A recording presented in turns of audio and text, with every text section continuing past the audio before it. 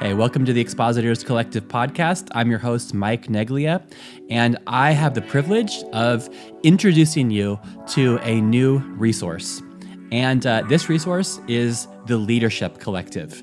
And guys, if Leadership Collective sounds a lot like the Expositors Collective, well, that's correct. And we're going to talk in this episode about the kind of the backstory or the history of the Leadership Collective and even how it overlaps with the history of the Expositors Collective. But here's something that I think that instinctively you already know.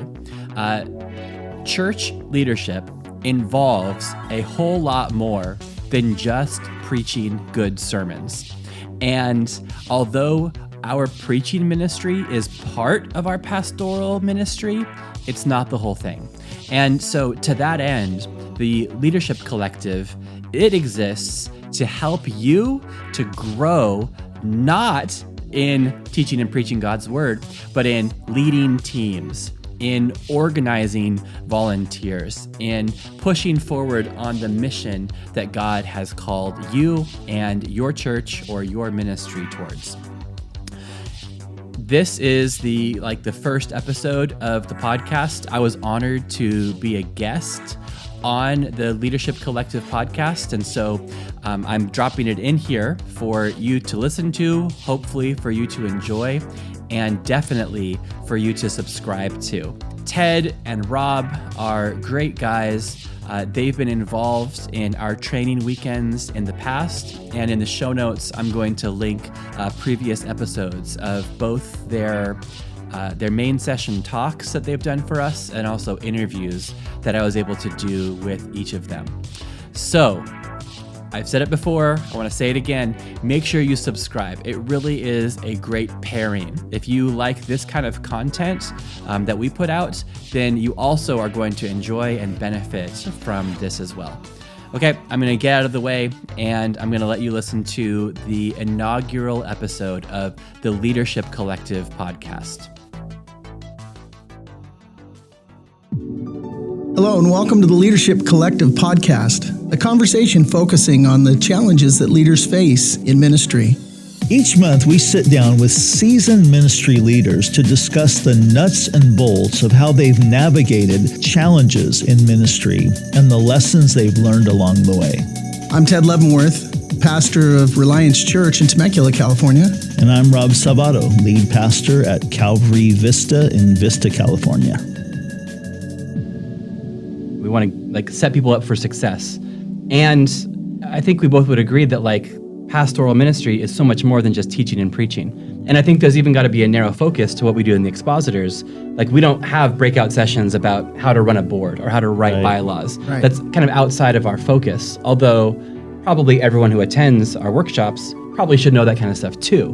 But that's not really our wheelhouse. Right. So I think it's good to have people like you and Rob, people that are just freakishly good at this stuff to help the rest of us out. Well, this is the introductory episode of the Leadership Collective podcast, and our desire is to inspire, encourage, and equip pastors and leaders with tools to help them navigate the daily challenges of church leadership. Yeah, simply put, the Leadership Collective is a series of roundtable discussions with various pastors and leaders, both nationally and internationally. And each month we're going to address specific nuts and bolts issues that ministry leaders wrestle with every day. Issues like, how do I build an effective ministry team? How do I develop and implement vision? What are some effective strategies for community outreach? How do I handle an underperforming volunteer or staff member? How do I navigate a church merger or a church split? Now, we know that every church is different. And so the way that you navigate challenges like these is going to be based on your church size, your geographic region, your leadership structure, and even your church's vision. And for that reason, each month, our panel will include leaders from diverse backgrounds and cultures offering specific and practical insights from their unique perspectives. Collectively, our hope is that this diversity provides a multitude of counselors to help you lead in your specific context. Now, to help us kick off this introductory episode, our first guest is Mike Neglia, Senior Pastor of Calvary Cork in Ireland, one of the founders of the Expositors Collective. Welcome to the conversation, Mike. Rob, Ted, I'm so glad to be here. Thanks for having me. We're excited to have you on here, buddy. Mike, I'm looking forward to talking with you today and having you again on a future episode as we explore church planting on the mission field. I think you've got a unique perspective there. I dabble, yes. Briefly, you were born and raised in Southern California, and how did you end up pastoring a church in Ireland? Yeah, I was born and raised in Fallbrook, which is actually, I was thinking, kind of halfway between Temecula and Vista. Yep. So I'm here to bridge the gap between you guys. Born and raised in Fallbrook, converted as my late teenage years, and studied at the Bible College for 3 semesters in Marietta. And then for the 4th and final semester, I went to Germany, which got me into kind of Europe. And after I completed my 4th semester, I didn't graduate. I simply completed my 4th semester. I had a deficit of credits that I had to make up later on. I had this goal, this dream of hitchhiking around Europe. And so I put my stuff in storage and just hitchhiked around and made it over to the UK, up towards Scotland. I pulled some weeds for some stranger, earned enough money to get a ferry over to Northern Ireland, and then hitchhiked down, ended up in Cork, Ireland. And there was a Calvary Chapel there, and I knocked on the door and said, I'm here for a little bit, can I help out? And I was planning on being there for a few days or a week before I returned back. They asked me to stay for a bit longer, and then stay for a bit longer. And it's a very long story, but the short version is, after being there for about, I think, a year, the previous pastor said that he was going to be, moving to New Zealand, and if I want to take over the church. And so it was, and that's I could say much more than that. But essentially it was a replant. The church had really dwindled down to a very, single digits attendance. And I didn't know the vocabulary about replanting or any of that. Right. I didn't have access to the Leadership Collective podcast back then. So I just did my best and essentially kind of restarted the church, although I didn't use that kind of vocabulary then. Well, we know, because Ted and I have both been there, that you've done an amazing job and you have a great church. And one of the things that you do, besides pastoring the church in Cork, you are one of the founders of the Expositors Collective. Why don't you tell us about that? Yeah, well, I think it's great on the Leadership Collective podcast to speak about the Expositors Collective. The emphasis that we have, which is maybe parallel to what's going on here, is helping teachers and preachers to grow in their Christ-centered biblical exposition. The phrase that I say is your personal study and your public proclamation of God's word. So I want to, me and the other leaders of the group, we want to help teachers and preachers to grow in this. So it kind of started from a workshop that we were asked to do in Costa Mesa at a pastor's conference once, myself and Pete Nelson, plus our friend Char Broderson. And we worked so hard on this workshop, and it was very poorly attended. So there was 3 of us up on the panel, and then there was 3 people who attended the workshop. Oh, wow. So it was pretty awkward, but we just, gave it our all, and that seemed like it was kind of a blip or a failure. But afterwards, Pete got in touch with me and said, I think God has more for that content, and we really work well together. Let's see what we can do to kind of get this going once again. And so he organized this training weekend at his church in Thousand Oaks, California, and invited just young and new Bible teachers to come along. And we had a 2-day weekend. It went really great. Immediately, people saying, would you please come to Colorado? Would you do it here? Would you do it there? And so now it's kind of, up until 2020, it was kind of this traveling kind of circus sideshow. Right. We would show up someplace, enlist local Bible teachers to help us, and we had the core curriculum, teaching and preaching, Christ-centered preaching, and then involving mentorship, training. I could go on, but it's an exciting thing. I love it, and we've got a podcast. These days, that's about all that we have. Yeah. We can't gather in person because of this thing called COVID. Yes. I don't know if you've heard of it.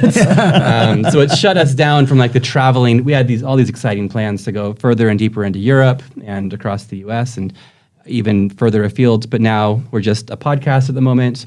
We've done some webinars, and we look forward to returning to in-person training when we can. Now, you recently had John Tyson on your I did, yeah. podcast. Yes. How'd that happen?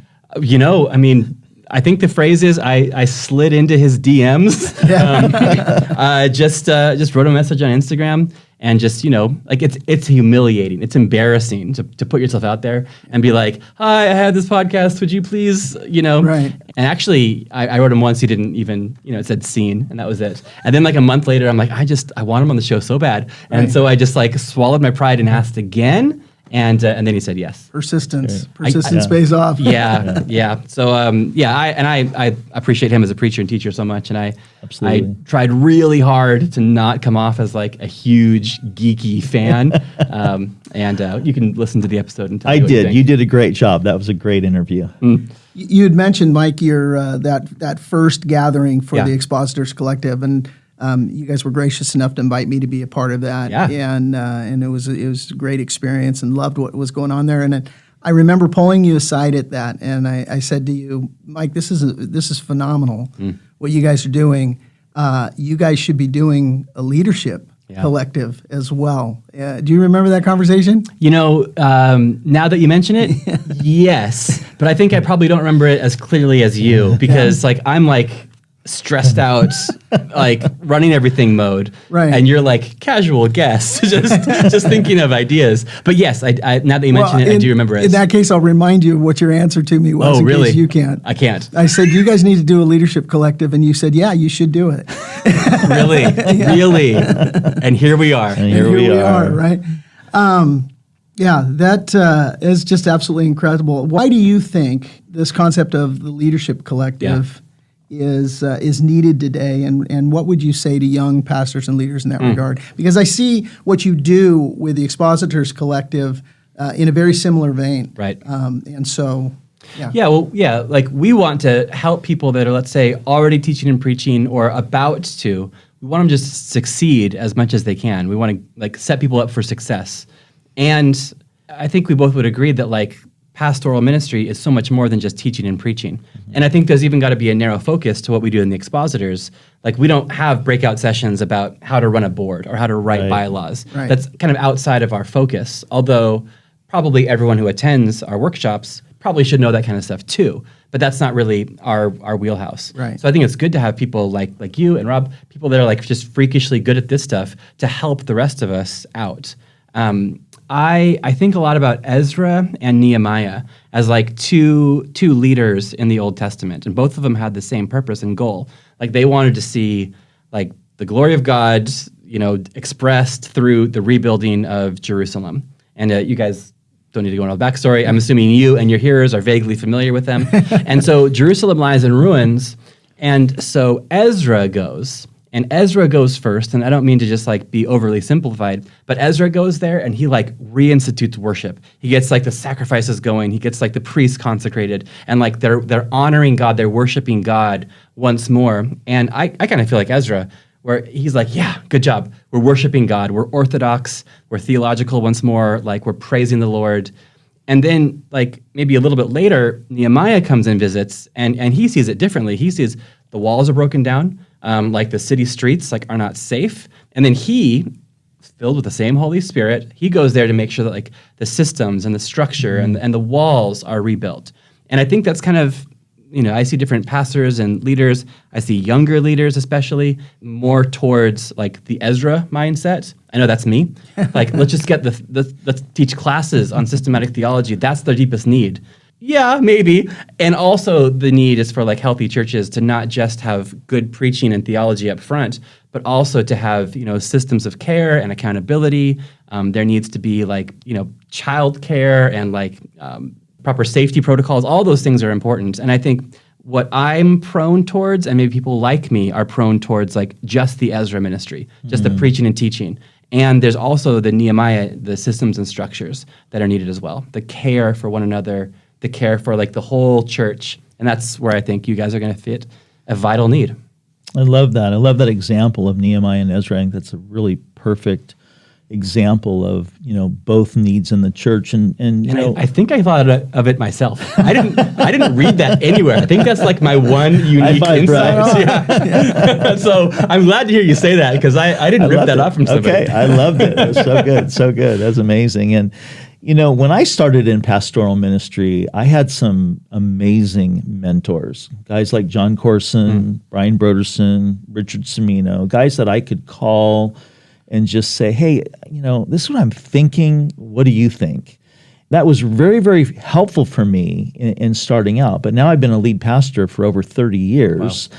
But I believe, it's been said that a leader is a learner. And so I believe we have to always be learning. And so even now, I'm constantly calling peers, guys like Ted, guys like Ed Taylor, who's going to be on our opening podcast on Vision next month. Wow. Guys like Nate Holdridge, another guy that we're going to interview. And guys who've been doing it longer than me, but even some younger guys like Daniel Fusco. I love picking his brain about things. And so we really believe and see the benefit of having that collective, there's wisdom in a multitude of counselors type of idea. And that's sort of what we're hoping, that this podcast is going to, help bring. But what would you say, first of all, why would you say it's so important for us as pastors to have those type of relationships in our lives? And what would you say to the pastor who feels like he lacks that type of network? Yeah, that's good. I think it's crucial, and especially as pastors, more often than not, we're standing up front and we're giving the answers. And I think we should never fool ourselves into thinking that the reason why we're doing that is because we have all the answers or because we are just like so naturally wise. And there needs to be a constant learning. And, I know you're learning, you're signed up for seminary classes. Ted, you're not, but you don't need to. You actually are the guy now. But I know that there is I guess I'm pretty nervous that one day I think that I'm going to stop learning, or because I've seen people that are even younger than me. I've seen people that are my age or even older that have just been obviously coasting, and they haven't learned anything new, or they haven't been stretched in a long time. And I think that's concerning. In pastoral ministry, again, you probably know more about the Bible than most people in the room. And so you can just get by on that. But there's just this ongoing need for us to continue to keep learning and learning from one another. I was going to say, one of the things that I really appreciate as well is learning from guys that are even outside of our movement. Yeah. I love kind of tapping into some of that, and we're hoping to be able to do that in this podcast as well. Yeah. Well, I mean, it's crucial to learn from people outside the movement or inside the movement, or people older than you or people younger. That's fantastic. And when I am with people, I have these notebooks that I always keep in my pockets, and I go through them quite quickly because I believe that everyone I encounter, I can learn something from. My secular father-in-law, has just good stuff to say, and I've jotted some of that down, and I want to learn from him as much as I also want to learn from, the Lutheran minister that I'm having a conversation with. I want to learn from people, and so I'm jotting things down. Sometimes I even write myself notes to make sure, hey, when I sit down with so-and-so, ask him or her this question, because I want to learn not just about that, but what they've learned about that. I've also found a question that I love asking people when they make a declaration or something, to say, well, what brought you to that conclusion? How you're really firm on that. Tell me why you are. And then people just tell me more about it, and I'm able to learn from them. So I might be deviating from your question a little bit, but I think learning is so important, and it really boggles my mind that people would just decide to stop learning. You had mentioned about how the things of, things that revolve around teaching, things that revolve around really heralding God's word. Those are more sexy things, so to speak, in terms of... Nothing sexier, man. Right. But, I taught a class at the Bible College a couple of years ago on church planting.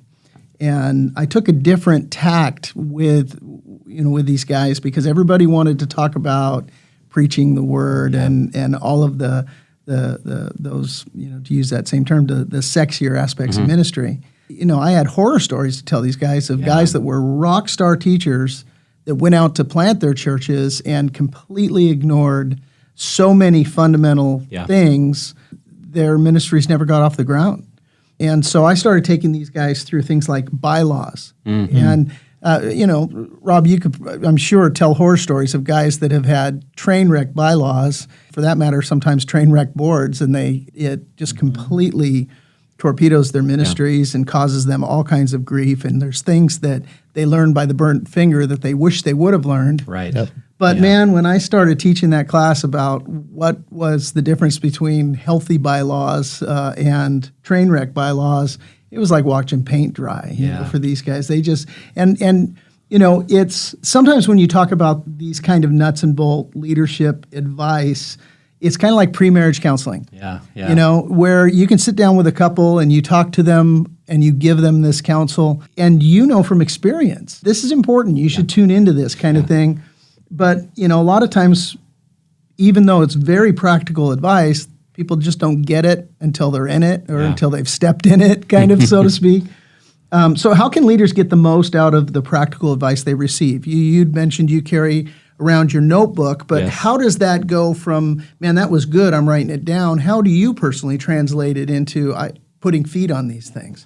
Oh man, what a heart-piercing, exposing question. I mean, the answer is I don't. It's like I wish I did, and so that's something I do want to continue to grow on. Sometimes I think, well, hey, I wrote it down, therefore, I've got a head start. Maybe I have a slight head start, but I'll lose to the person that actually is slowly but surely just doing the things, rather than having the good quotes or drawing a little graph about it in their notebook. And all three of us kind of have been on airplanes a lot, and hopefully that returns soon. But the first time that someone explained how your seatbelt worked, or the first time they explained the exit things, you paid attention because you knew that this is really important. And then the 80th time on a plane, you just keep on reading your book and maybe politely look up just to, because the poor person has to do the thing. That's so Irish of you. Oh, really? To politely look up. I try to honor that person for what they're doing. Yeah, so I mean, that's because you sent me some of these questions beforehand, and that one actually, I read it last night. I thought about it on the drive here, and I'm like, I hope they don't ask that, because I don't really have the best thing, I know that I've listened to even some of Ed Taylor's podcasts, and I look forward to him being on here, and I've kind of forced myself not to be doing the dishes while that podcast plays or mowing the lawn, but actually I've sat and taken notes on those things about following up on people.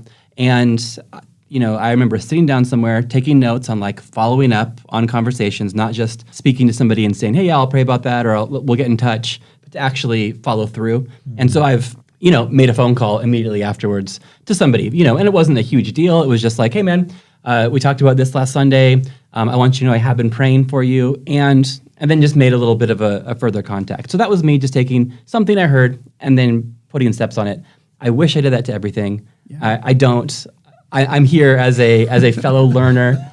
I mean, can I ask you? Yeah, I was going to say. I was going to ask. This is your podcast. Ted, how do you do this? Yeah. Well, that's a challenge. Again, it goes back to the conceptually. Sometimes you hear advice or you hear what somebody's doing, and you're not currently in that reality yourself, and so it's more theory. Than it is actual actionable things for you. Some of the things that I've done, when I hear things like that, is follow up. Where if this person's, somebody that I can access, I'll invite them and come. Hey, you said this. What does that look like practically? Sometimes people, they'll relay a concept and you think, man, that's great. How do I apply that? How do I actually implement that into my reality? And so sometimes it's seeking out that source to be able to say, hey, how do we do that? And that's one of the things I'm excited about here is that we're putting together not only this podcast, but putting together an online toolkit, which has some of the things we'll be talking about, samples of healthy bylaws and things like that. And so, having the opportunity for people to contact us, to be able to say, man, you talked about this, and would you spend some time with me? So sometimes it's that. Sometimes it's taking that concept and going to somebody who I do have access to, and say, hey, I've noticed you're doing this really good. Brenda and I, just to use an analogy, when we were raising our kids, we would look to and observe kids that were really either well-mannered or they well-behaved or whatever it was, and we would seek out their parents. And we would basically say, you're doing a really good job with your kids. Wow. Would you mentor us? And it was proactive on our part, but we tried to do that throughout their growth. So we would find somebody who was in a season ahead of us. And I do that with my board. When I pick board members, I want to have guys on there from, that have collective wisdom in a bunch of different areas and are wired each one in their own unique way. But I try to find guys that are ahead of me.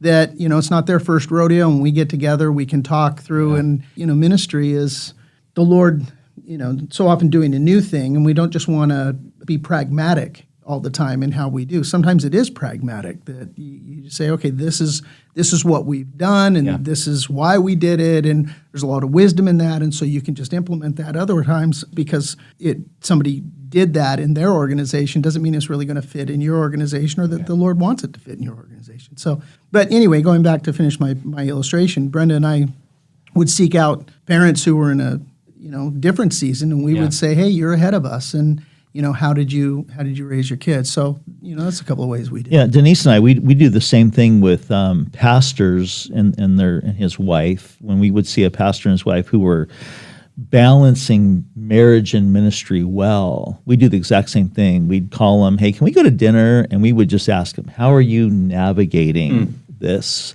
And just pick their brain, and it would be so insightful. We picked up so many great ideas from that. And that's one of the things that I'm really excited about in this, is because we don't want to just talk about concepts, but we want to get real practical. And I'm thinking about, we have an upcoming episode on effective strategies for community outreach, and Lance Cook and David Zamora are going to be our guests, and two guys that are just doing an incredible job at that. But we're going to be not just hearing what they're doing, but even talking about how would you get started at this if you were a pastor wanting to have that kind of impact, and their insight is just going to be incredible. I'm looking forward to that episode. One of my questions for them when we get together is that, it's always when we think about vision and we think about the things that we could be implementing, and in particular to reaching our communities, they're come up with a laundry list of things that you do and that you theoretically could do, but dialing into those unique situations where this is God's invitation to you to join Him in that.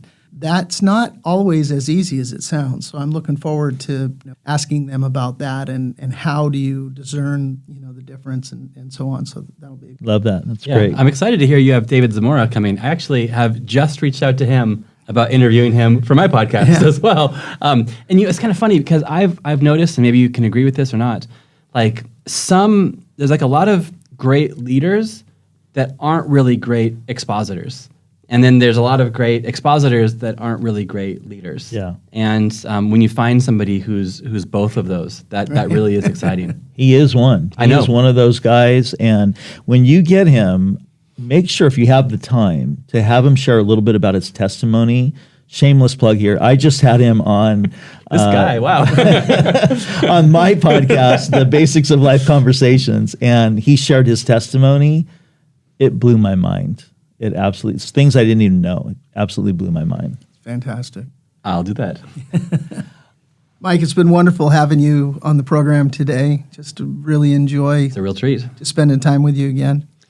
We look forward in the months to come to addressing some of these topics that, we were talking earlier about how people seek us out and ask us all of these random questions about how I'm dealing with this issue with an employee, or Right. how do I know when it's time to hire? How do I know when it's time to fire?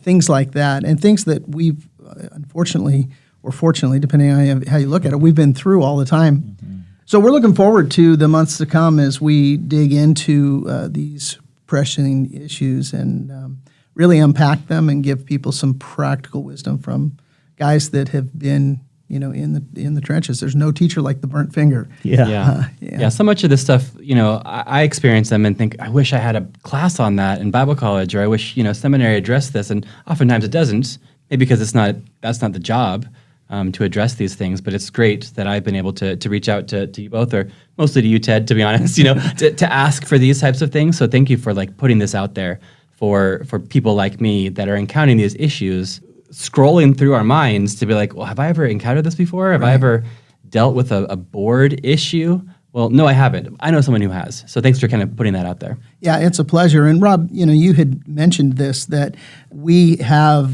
those network of people that we call. You and I talk every week, a couple of times a week. And there are many others. You know more people than I think I'll ever know, but you're more relational than I. But we both have those people that we can call and do call.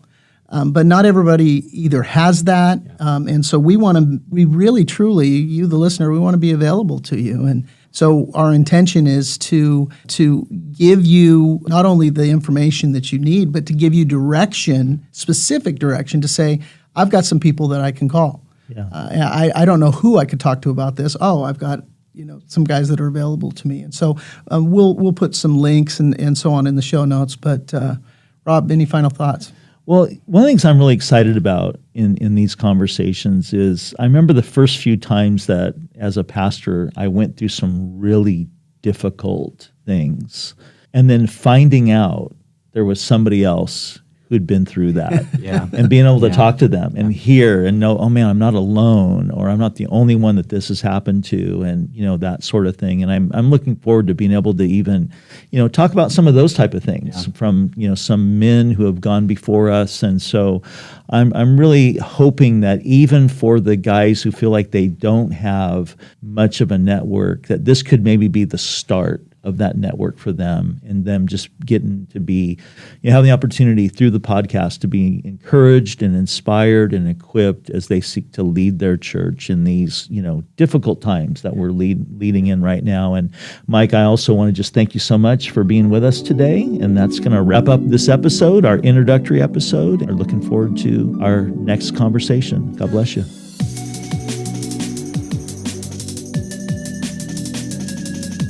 Well, that's going to conclude this introductory episode of the Leadership Collective podcast. And we're looking forward to bringing you a new episode on the first Thursday of every month. So you can look forward to episode 1 next Thursday on the subject of vision with our guests, Nate Holdridge and Ed Taylor. Our goal on the Leadership Collective podcast is to help you lead well through all the seasons and challenges of ministry life.